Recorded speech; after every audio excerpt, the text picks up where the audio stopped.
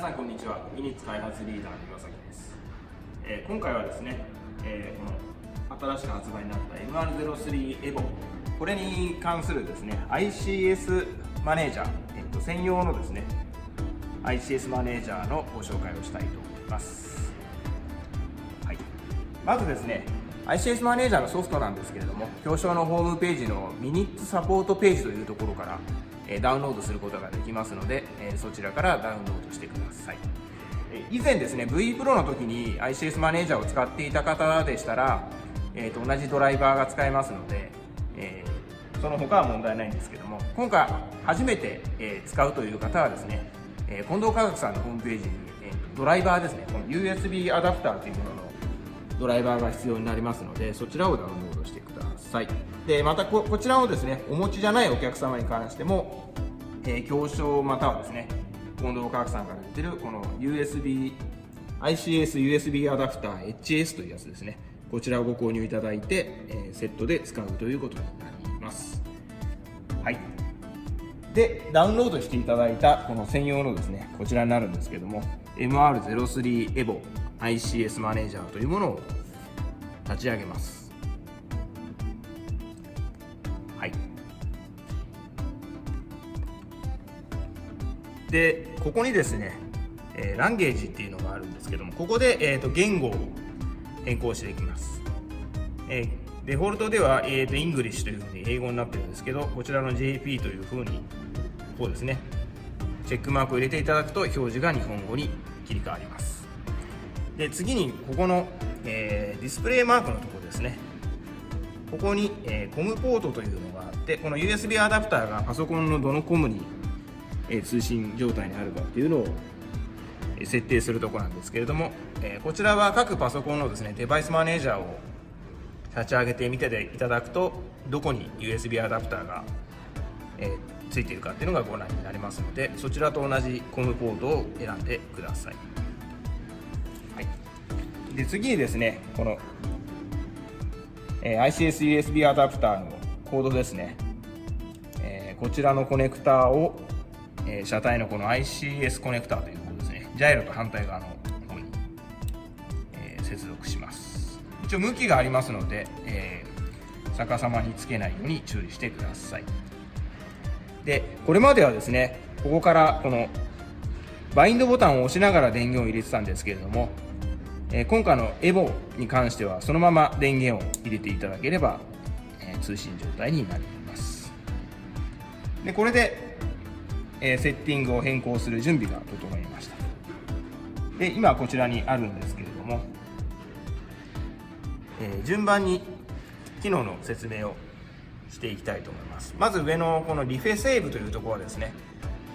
リフェ電池を使う場合に関してオンにするということで、通常のアルカリ電池ないしニッケル水素バッテリーの時はこのデフォルトのオフというところそのままですねの設定になります。でラングエージは先ほど最初に設定したので、次にですねこのステアリングというところが、あるんですけども、ここが一番エボシャーシーで変わった部分です。でこれまではこの ST パワー、ステアリングの保持力の部分ですね、この部分が実は1つしかなかったんですけれども、今回のエボ基板から、ST パワー L と ST パワー H と2段階に分かれています。で ST パワーの L という方はですね、慶応さんの ICS のシステムでは金棒というふうに表現してますけども、送信機のですね、今こっちにありますけど、この切り始めのこう近いところですね、中心から近いところのゲインを調整するのがこの ST パワー L というところですね。でステアリングパワー H というのは遠いところですね、より打角を大きく取った時にこうパパって切ったりする時のゲインを調整するところがこの H の方ですね。このようにですねステアリングパワーのところでも2段階に分かれているところが今回の新しいサーボの部分です。で次の ST 動作スピードというのは、文字通り、ステアリングのスピードですね。もう一番デフォルトの状態ではファストになっています。でスローにするに従って、ステアリングのスピードが全体的にゆったりするようになりますね。速すぎて操縦しにくいとかいう方がいらっしゃいましたら、少し落としていただくと操縦しやすくなるかもしれないですね。で、起動パンチというのはステアリングの動き出しですね。動き出しの強さを調整する部分で、数字を大きくしていくと本当に切り始めがこうグッと動くようになります。次にこの ST ニュートラル幅というところがあって、これは、ステアリングのセンターのニュートラルの部分ですね。ここら辺の幅を広く取るか狭く取るかっていう数値になっています。で、ここを広く取ると本当にすごくこう緩いところを全部ニュートラルという風に取るので、少しステアリングがこう緩慢な感じになりますね。ただ狭くすれば狭くするほどニュートラルの部分っていうのがシビアになっていって、全体的にはちょっとこうクイックな特性にはなるんですけれども、こう一番狭くしたりして、あとはですね、上のこの原因などもすごく強くするといった組み合わせとかが重なると、もうステアリングがこうハンチングするというニュートラルの状態なんですけども、もうずっとこう動いてる感じで止まらなくなるっていう状態にもなったりしますので、ここら辺のですね組み合わせによっては全ての項目が使えるということはないので、そこら辺は、調整をするようにしてください。で、ステアリングの停止制御というのは、切ってから戻した時のステアリングのその戻りのスムーズさっていうのを調整するので、スムーズっていうのは本当文字通りこうゆっくりこう切っていったところからこう戻すっていう感じですね。で、ミドルっていうのはもう少し早くこうパッと戻す感じです。オーバーっていうのは一瞬ちょっとこう戻し振り切ってからこう戻すっていう感じで、切ってから戻すところのタイミングっていうのをすごくコントロールしているところです。オーバーにするとですね、またさっきの項目と一緒で、上のセッティングの数値によってはですね、ハンチングなども起きたりするので、そこら辺もうまい具合に調整してください。で、ジャイロミキシングというところは、文字通りジャイロの効果ですね。今ステアリングジャイロが35、TH ジャイロ30というふうに入ってるんですけども、この ST ジャイロっていうのがステアリングの方、TH というのがスロットルジャイロですね。で、こちらに関しては、ICS マネージャーで書いたスロットルジャイロの設定っていうのは KT18 送信機を使った場合のみに反映されます。ここちょっと注意していただきたいんですけれども、結構多くの方が EX6 だったり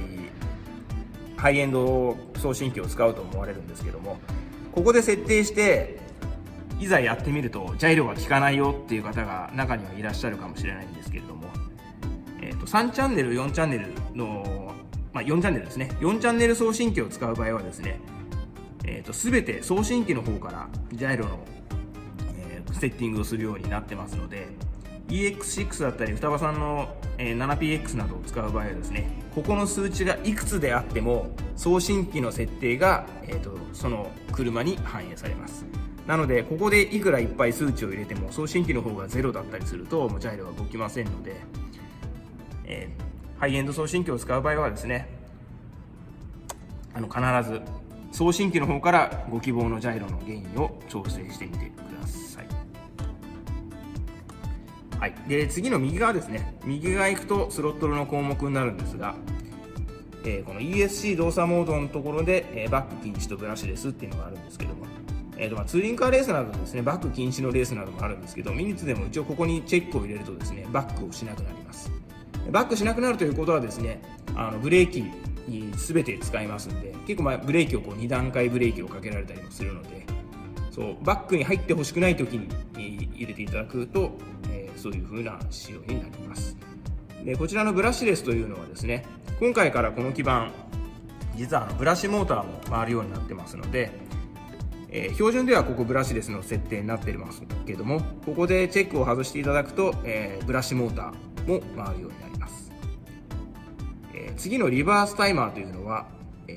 バックに入るタイミングですね、それを調整します。なかなかバックに入らない、バックに入りすぎて困るという場合に調整する機能になります。で、次のこのニュートラルブレーキというのは、握ってたとこからこう離した時の減速感ですね。車でいうとエンジンブレーキみたいな感じですかね。ここを大きくしていくと離した時に減速感が大きくなるっていう感じですね。もともとブラシレスモーターこのニュートラルブレーキっていうのは少し弱めなので、ブラシモーターの時のフィーリングっぽいのが好きな人は多めにかけておくと、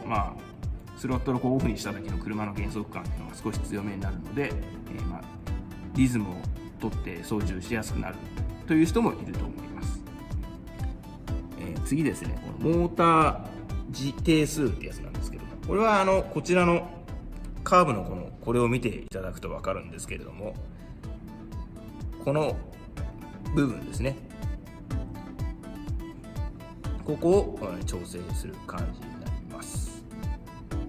で、次のこのカーブコントロールっていうのは、立ち上がりをですね、カーブのコントロールをするんですけど、フラットっていうのはここがまっすぐですね。で、プラスっていうのはこういう風なカーブですね。で、マイナスっていうのはこういうカーブなんですけど、送信機の機能でついてるエクスポネンシャルみたいな感じです。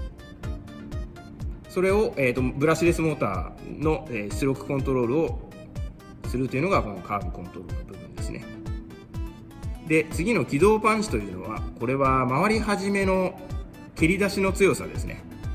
ちょっと握り始めた時のそのモーターの初期トルクというか、そういうところを調整します。標準では3になってますけれども、これ数値が大きくなると出だしがグッと加速するようになりますね。次の最高回転数なんですけども、これは、文字通り、モーターの本当に最高の回転数で、通常はノーマルになってて、オーバーにすると最高速より、ローにすると少し抑え気味ということになりますね。で、スロットルのニュートラル幅に関しては、先ほどのステアリングニュートラルと一緒で、スロットルのニュートラルの幅を調整します。はい、全体的な、中身の説明はこんな感じで、左下のこの表示初期化っていうのがですね、を押すと一番最初に初期化完了で出るんですが、